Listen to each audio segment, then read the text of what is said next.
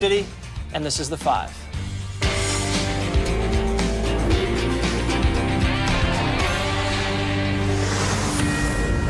Fox News alert. We are closely monitoring three huge news stories. First up, prosecutors have made their bombshell filing in the case against ex-Trump lawyer Michael Cohen, recommending, quote, substantial prison time despite his cooperation. We're also awaiting special counsel Robert Mueller's memos on Paul Manafort. This after former FBI Director James Comey just finished speaking to reporters following his closed-door testimony to the House Judiciary and Oversight Committees. Let's bring in Chief Intelligence Correspondent Catherine Herridge to break it all down. Catherine.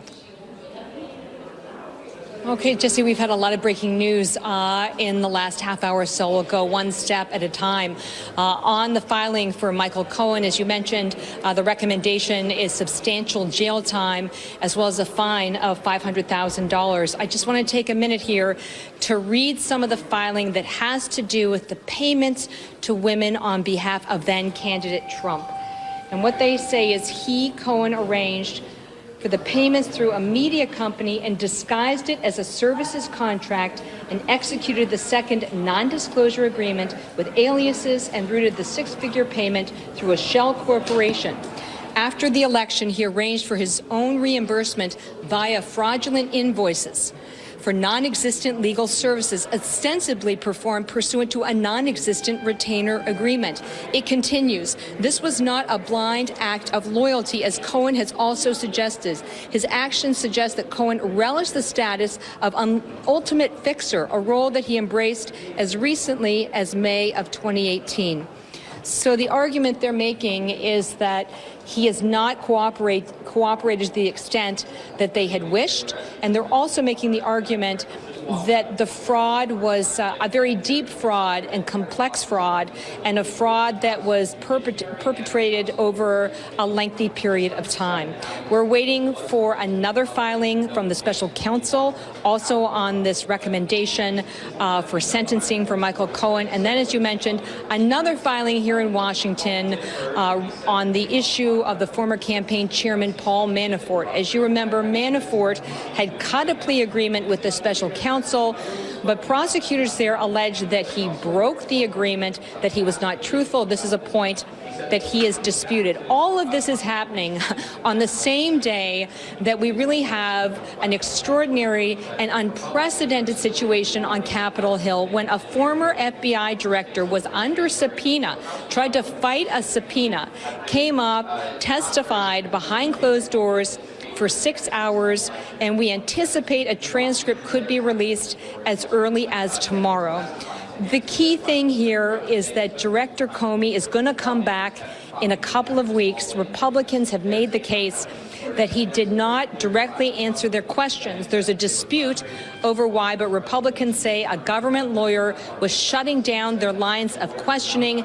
Democrats say that this was very legitimate because of the ongoing investigations. Let's listen to that first piece of sound from the former director.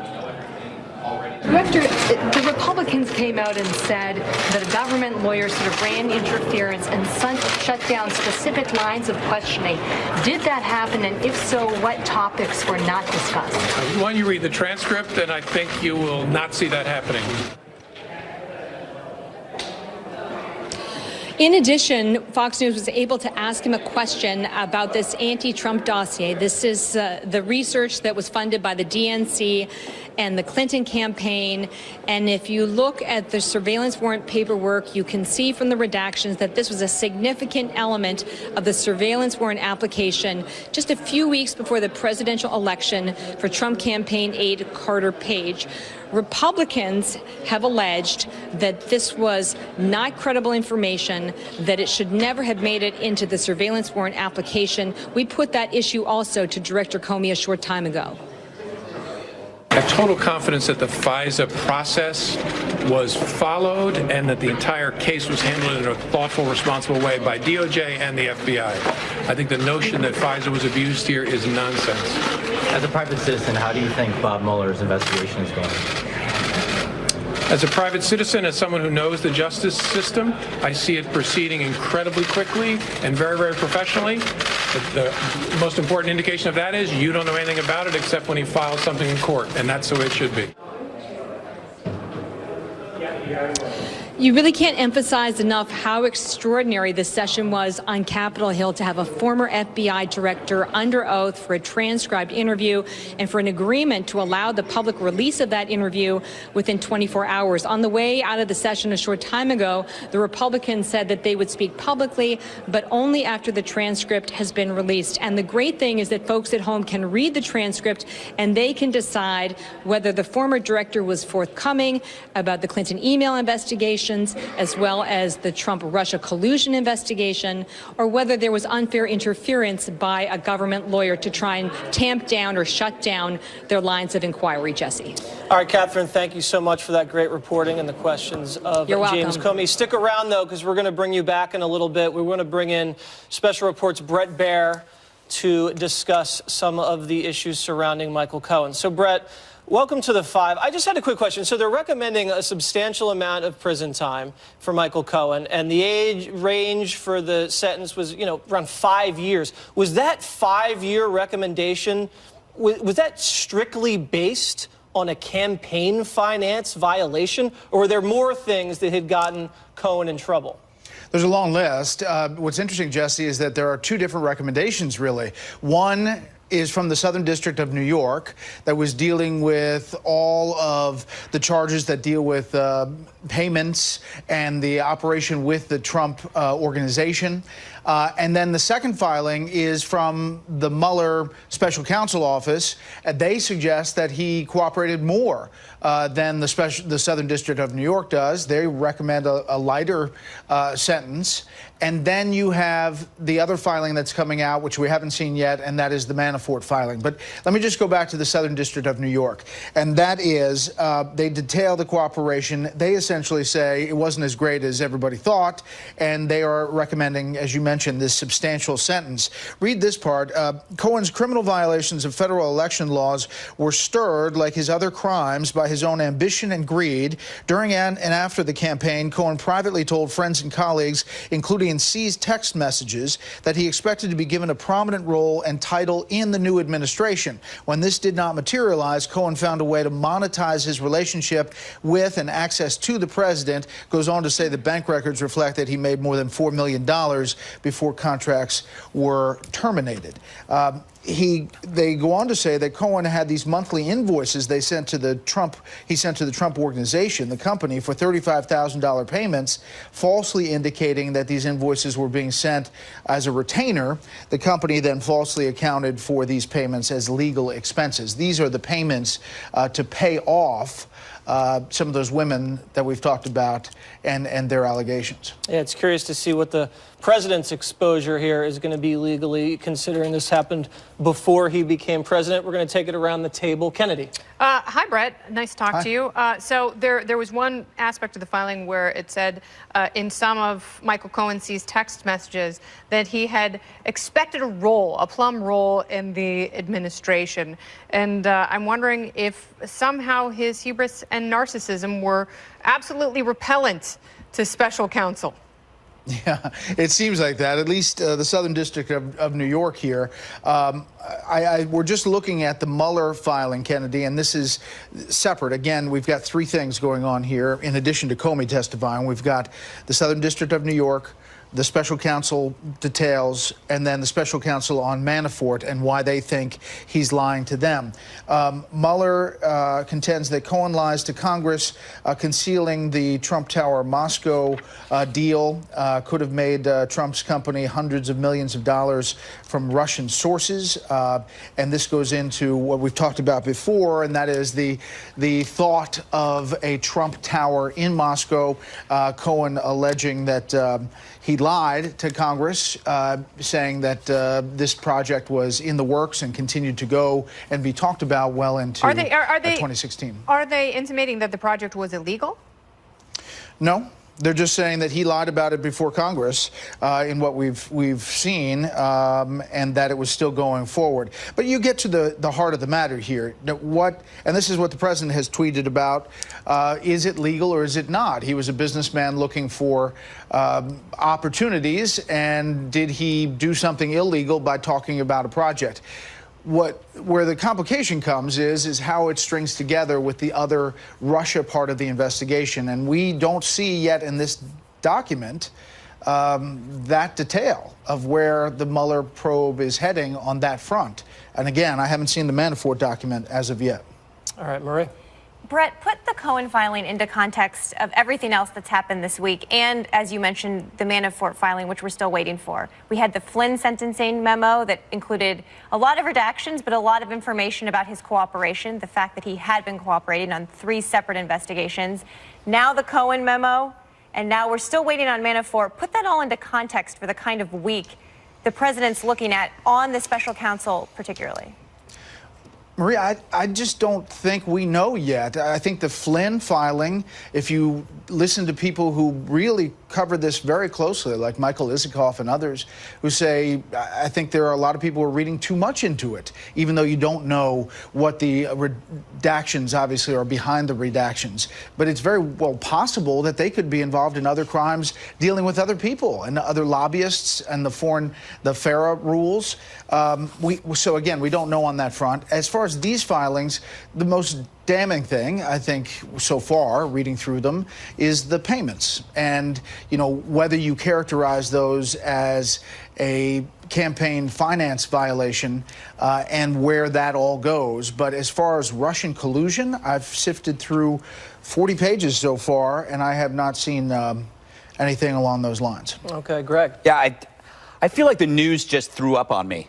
There's like too many. It's impossible to focus on what is like what. And so I think what you just said is the key thing, is that this was supposed to be about something else, which was this mythical beast that the media was going to slay, which was collusion. And instead, what we've got these complications and these documents and these details, and we still don't know what's legal and what's illegal. Yet, I'm sure for the media, this will feel like Christmas. Yeah, and I mean, campaign finance violations, they're a legitimate concern, and they're, it's their laws, obviously, but if you are talking about substantial evidence of collusion with Russia, so far, I am not seeing anything that references that in these filings. Now, let's see what the Manafort filing says. But you're right, Greg. I mean, it has been a lot of talk about what possibly could come, like it is a very exciting moment. So far, this is like Chinese food for those folks. I mean, they may want to have a little bit more food because they just don't have enough information here. Does that make sense? Yes, it does. Do you have a quick question for Mr. Baer, Nicole? I do. Hi, it's Nicole Sapphire. I have a quick question for you. So can you explain to us a little bit more? Resign to run laws are not applicable in the private sector. So, what we were kind of wanting to see here was talk about the collusion, but we didn't get that. But for the folks that are getting all worked up over campaign finance issues, so if resign to run laws are not applicable to the private sector, why would Cohen lie about the potential relationship, other than just that it may open up the president's campaign to blackmail, but it doesn't necessarily mean that it was going to happen. It's just all summation, and it's just supposition of things that may not happen. Is this just a media tactic? I don't know if we can get to his motivation for lying about it. Obviously, the campaign had been asked about ties to Russia, and there had been denials from the candidate. After that, it seemed like it had all finished, and so that Trump Tower plan had gone further than anybody thought it was, if you believe Cohen's testimony the second time to the special counsel. The legality of whether that could happen or couldn't, you're right. I mean, there's a question of it's legal. Obviously, he was a businessman at the time. But how it fits into his answers about his dealings with Russia later, after he gets elected, I think that's, what everybody's hanging their hat on. All right, Brett, thank you very much. We're going to stick around and catch you at 6 o'clock. Special report, got a big hour. All right, let's bring in John. We will digest more. Roberts, of course, a lot more. John Roberts from the White House. All right, John, what is the reaction down there in your neck of the woods? Well, we haven't gotten any new reactions specifically to the sentencing memo that Mueller's Office of Special Counsel put out. But, we do have statements in the past few days about this. President Trump suggesting that Michael Cohen lied to try to get a lenient sentence and that Michael Cohen, in fact, deserves a long sentence. And it looks like that is what he is going to get. The Office of Special Counsel recommending a modest reduction from the guidelines 51 to 63 months. It's interesting, too, that it's almost in a mocking tone of legalese that the special counsel's office goes after Michael Cohen's request to have no jail time, saying that the effect of this on his family, the loss of his law license, the loss of his business is punishment enough, and that he should be credit time served and not go to jail at all. The special counsel's office basically said, well, that's not the case. Your crimes were substantial and you deserve to go to jail for some time. So I would imagine if and when we hear something from the president or his legal team, I've reached out to Rudy Giuliani to see if he's got something to say about this, because he certainly had something to say about the Michael Cohen guilty plea a short time ago, that we'll hear something along the lines of Cohen is getting what the president and the president's legal team believe he deserves. Jesse. All right, John, since the payment to Stormy and this other woman, they were not out of the campaign. These were payments made by Donald Trump, the citizen at the time. Can he argue that this was not campaign related and therefore it's not a campaign expenditure? And, this is something he was doing to protect his personal life, and people spend a lot of money. Jamie, just because it happened right before the election doesn't make it necessarily related to the election and necessitate a FEC filing. Well, here's the great thing about the United States. You can argue anything you want. Whether or not it flies is another question. I mean, this is an argument that the president has made, is that this was a personal matter. It wasn't a campaign donation. The U.S. Attorney's Office for the Southern District of New York and the district judge there begged to differ, to say that this, in fact, was an illegal campaign contribution on Michael Cohen's part, but they didn't tie it specifically to the president, though they did seem to indicate that the president had knowledge of this and that was cooperating in the efforts to silence Karen McDougal and Stormy Daniels. So, again, whether or not this could legally be tied to the president, I think, is a matter of some debate. There's the Justice Department memo from the 1990s that says that a sitting president cannot be indicted, so they might not have even tried. But certainly they suggested that the president knew all about this, and regardless of what he or his counsel might argue, that this does constitute an illegal campaign donation, and as such, making false statements about it and doing it, Michael Cohen deserves some time behind bars. All right, Marie. John, in one of the documents we got from the Southern District of New York today, it outlines some of the assistance that Michael Cohen has been providing to the special counsel. We know he's been in many hours of interviews with the special counsel, and it doesn't give details, but it talks about Michael Cohen giving information about certain Russian nationals who are trying to reach out to the campaign and have, quote, synergy with the campaign. Not a lot of details about the Russian aspect, but some breadcrumbs that I think have been left here in this filing. What, if any, response have you gotten from the White House yet, or what do you expect them to say about some of these Russian insinuations in this filing today? I think we have not gotten anything from the White House, first of all, on this, or from the president's outside legal team, Rudy Giuliani or Jay Sekulow. But I imagine, and if we heard something from Sarah Sanders in the next 30 seconds, I think that you would probably hear all of them say in a chorus worthy of A Christmas Carol, there is no evidence of collusion here that is demonstrated. That, Michael Cohen may be talking about some contacts with Russians, but there's still no evidence of collusion. That's been their story all along, and it's a story they're sticking to. What might be more interesting to see than the Michael Cohen sentencing memorandum and the attached addendum to that is what comes out in the Manafort case, and whether or not that is as heavily redacted as the Michael Flynn one was, because that might seem to have some information that might be more relevant to this idea of collusion between the Trump campaign and Russians in terms of trying to influence the outcome of the election. But again, the mantra all along from the White House, from the Trump campaign, from the president's outside legal team has been there is no evidence in any of the things that we have seen so far of collusion between the Trump campaign and Russia to throw the election. All right, John, thank you very much. You bet. All right, let's bring in Alan Dershowitz, Harvard Law professor, constitutional scholar, who's been following this special counsel probe pretty closely. All right, Mr. Dershowitz, you've seen the memorandum, the filing on Cohen. What jumps out at you specifically? I think there are two possibilities. One, that Cohen hasn't really provided them very much or hasn't been completely cooperative.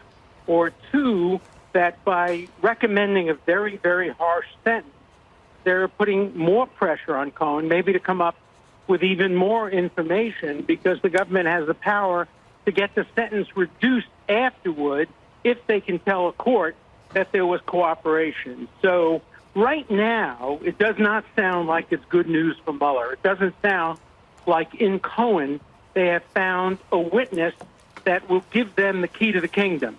So far, the only solid evidence that he has provided is the campaign contribution issue, and it's a very, very weak case because a president is entitled to pay off women in order to help his family, help his brand.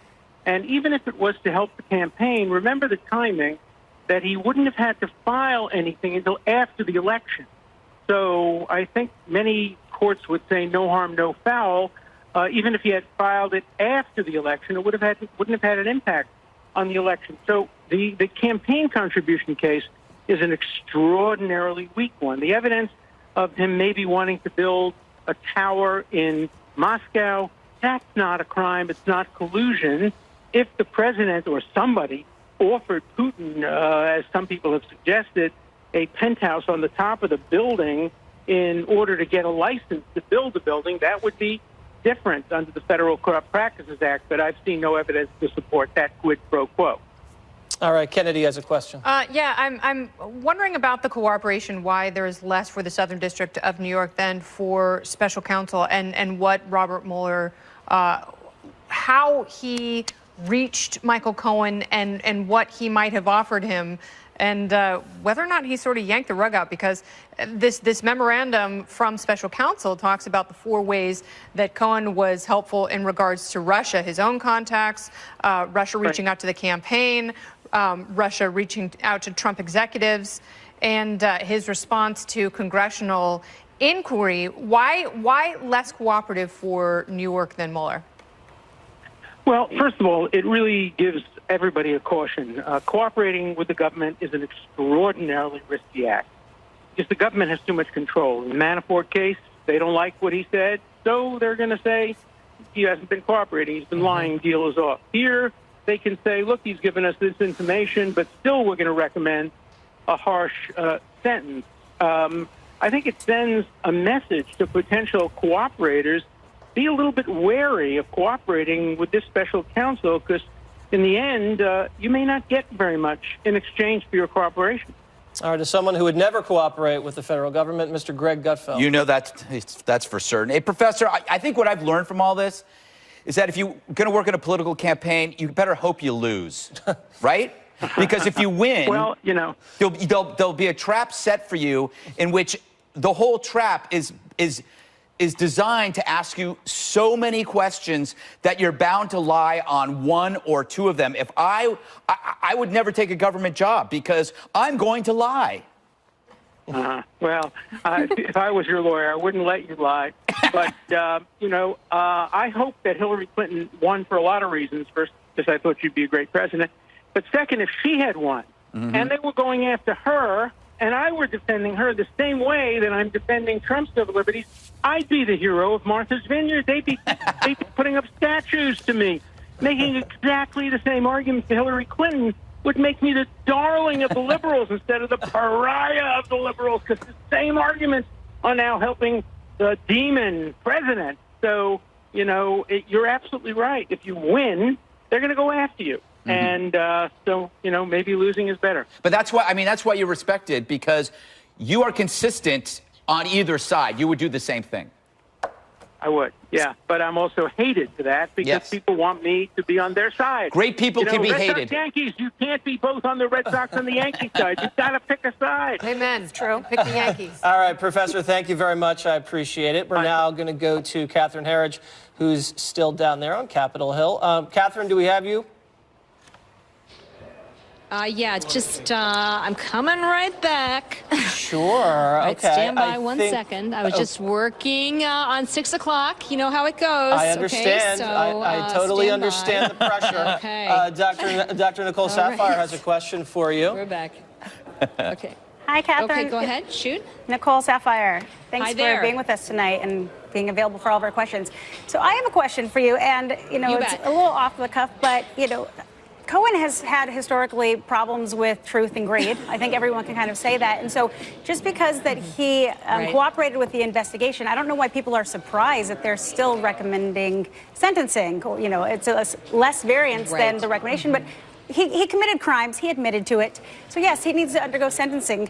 But my question, as Marie said earlier, there were some crumbs that were dropped recently about some Russians who potentially reached out during the campaign. But that doesn't necessarily mean, that doesn't parallel with collusion with President Trump. That just means that there was potentially communication. But how do we know in itself it wasn't Cohen? We know that he has actually reached out to people. He's wanting to consult for money. He reaches out to other people trying to get monetary gains for himself. Could he not also have done that with Russia? Right. Yes, so I've just got the section right here. We're on the air still. Yes. Got to put the light back on. It's really beautiful. Moving targets today up here on Capitol Hill. Anyway, I don't think that's ever happened to me before, but it happens every once in a while. Okay, so here we go.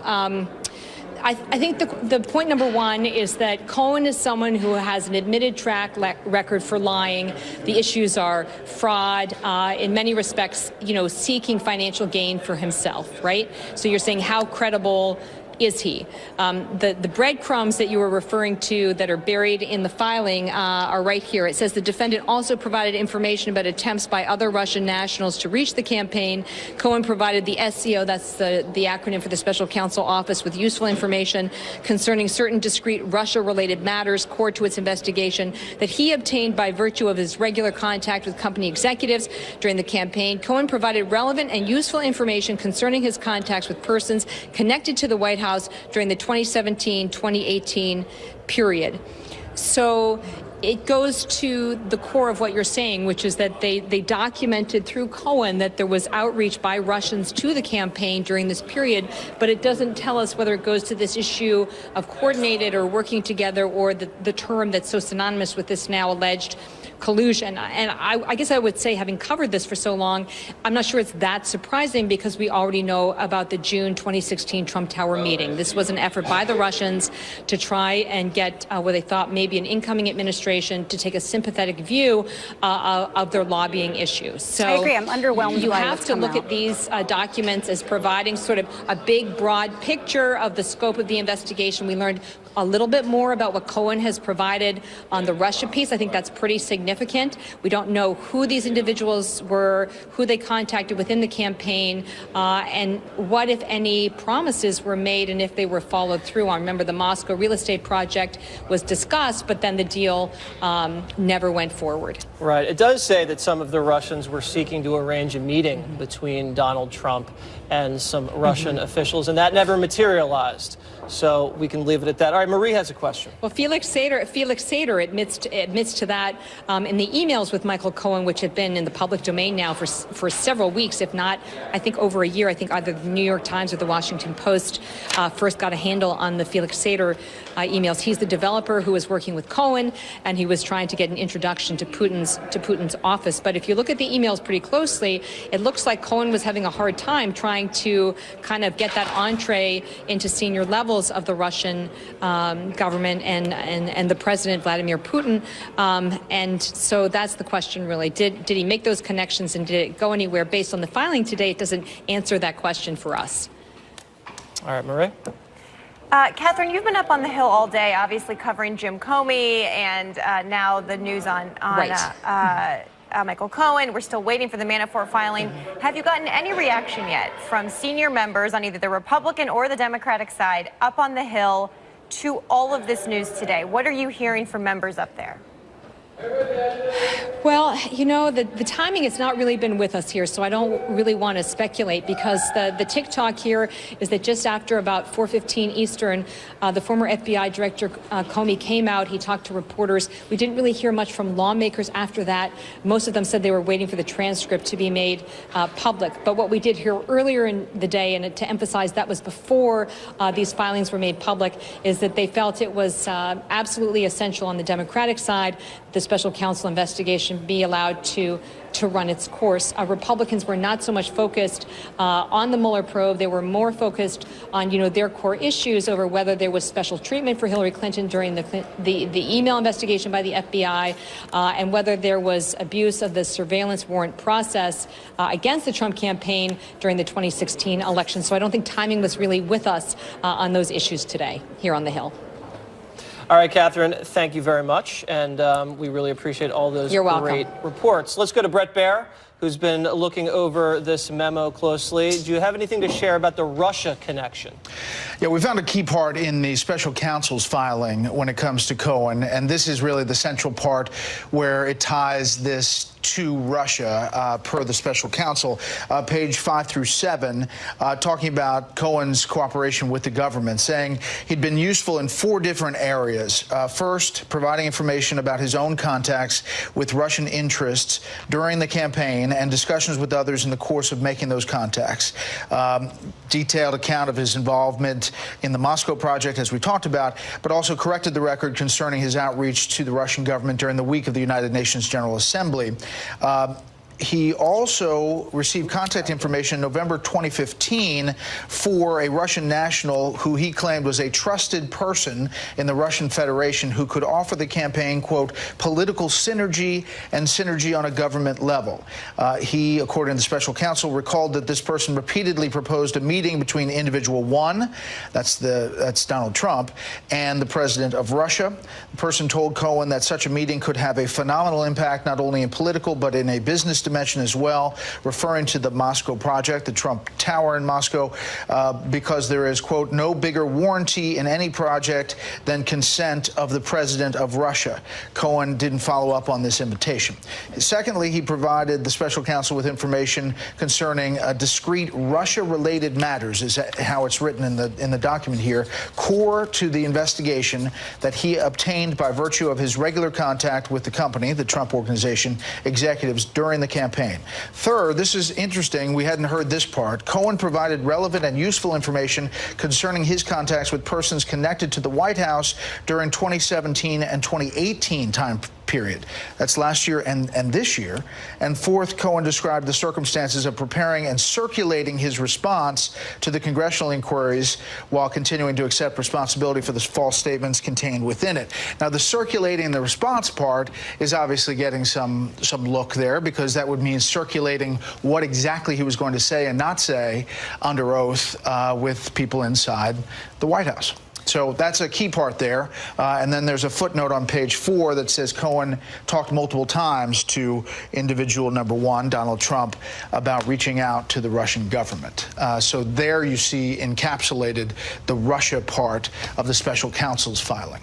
Huh. Okay. Interesting. All right. Kennedy. No, you bring up a really great point, Brett. It is Kennedy, because, obviously this is the thrust of the investigation. This is the reason there is special counsel in the first place. And it is the interaction between the Trump campaign and the Russian government, trying to figure out if that non-illegal word collusion actually existed. And although this special counsel memo did a very good job of organizing it neatly into 4 distinct areas, you have to think that, given that this is the crux of the investigation and this is the critical component, and if Michael Cohen had dealings in 4 different areas in regards to Russia, he didn't provide a lot of information, and perhaps the case involving Russia isn't very strong.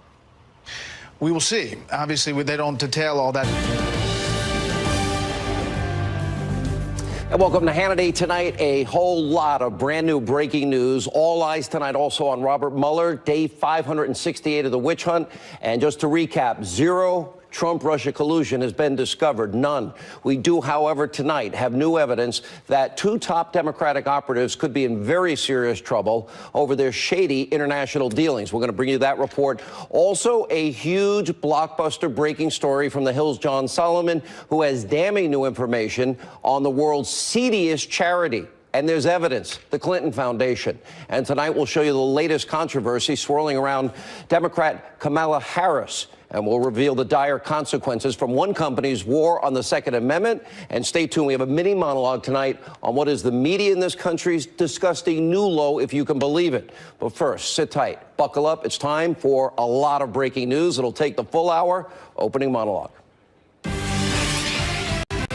All right, tonight we are still awaiting Robert Mueller's next move. Two reports are expected before the end of the week, including new information on the special counsel's coordination with Michael Cohen, and as well as findings from the never-ending saga surrounding Paul Manafort. Oh, yeah, nothing to do with Russia. Neither case has anything to do with collusion.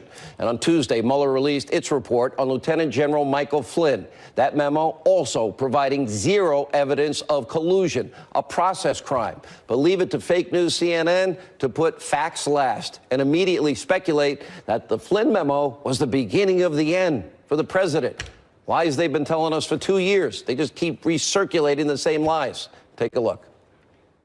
The redacted document, if we can put it up, people on Twitter were literally speculating that part of this blacked out part, it matched the number of characters in the words President Donald J. Trump. That's the extent to which people are going here. You can see it there to try to figure out what's there. For nearly 2 years, Robert Mueller and his merry band of Democratic donors, they have provided ample fuel for everyone who wants to destroy the administration, delegitimize a duly elected president. Now, today, the president made this astute evaluation, writing, quote, without the phony Russia witch hunt and with all that we have accomplished in the last almost 2 years, tax cuts, regulation cuts, judges, military vets, my approval rating would be at 75% rather than 50%, just reported by Rasmussen. It's called presidential harassment.